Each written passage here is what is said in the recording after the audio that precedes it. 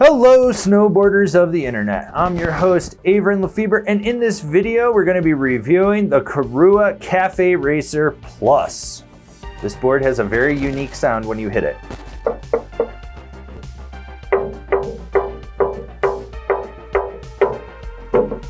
Yeah, titanium. This board features good old-fashioned traditional camber. So from contact point to contact point, you have that arc of traditional camber. That is going to give you all the load, pop, snap, and drive out of this board. This board is available in 159. I rode this board at Arapahoe Basin on a sunny bluebird day with warmer temps. You had creamy snow, choppy snow, chundery snow, death cookies, perfect corduroy, slush, just kind of a mix of all spring-like conditions. And I rode it with my Rome Black Label bindings and my K2 Thraxis boots. So let's be real with each other. There's a layer of titanium in this board, which means it's going to be stiff. Yeah, the nose is a little softer, and I mean ever so slightly softer, and then it's just consistent flex all the way back to the tail, where it does get a little stiffer back there. The torsional flex, almost non-existent. This board takes a lot of effort to twist it and engage it underfoot. Now, one thing you need to know with that layer of titanium in there is micro vibrations are amplified. You will feel that resonate back up underfoot. So get a binding that's more damp and you will get rid of that.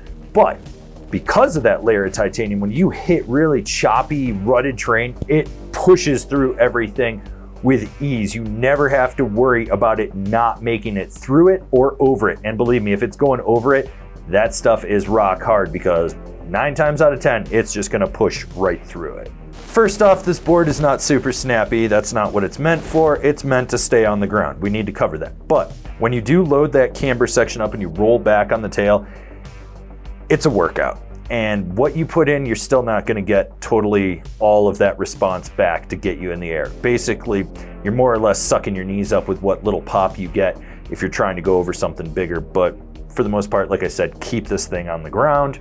Nobody's gonna butter it. You're not, I'm not, so let's be real, let's move on to carving. With the lack of torsional flex in this board compared to the regular Cafe Racer, it changes the dynamic of how this board turns.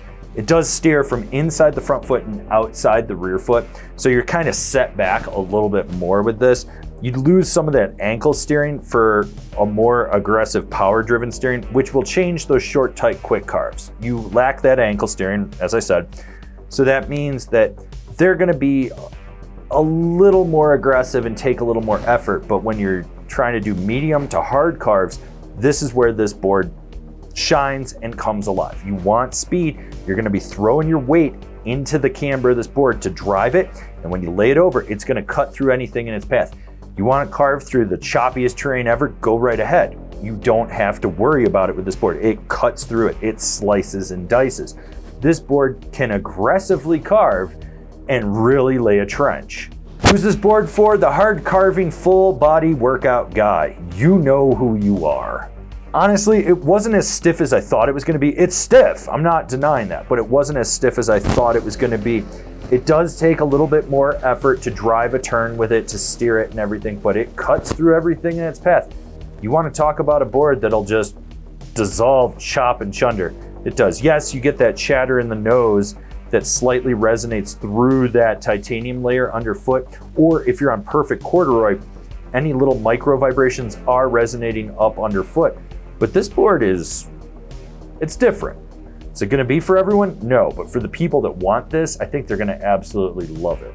Comparable boards, the Amplid Pentaquark, the Jones Free Carver 9000, the Nidecker Blade Plus.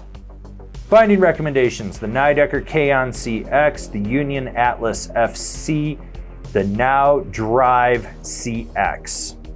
This has been my review of the Korua Cafe Racer Plus. Do you agree? Do you disagree? Do you own one? Are you gonna buy one? Leave me a comment down below. Let's have a conversation about this snowboard. If you're new here, remember to subscribe, click the bell, get those notifications. That way you're not missing any of the videos we got coming out for all you snowboarders of the internet. And if you really like what we're doing over here and you wanna support us further, swing on over to Angry Snowboarder VIP and become a member. Sure, I could tell you more here, but I got a video over there that explains it so much better. As always, I've been your host, Avran LeFeber, and I'll see you in another video.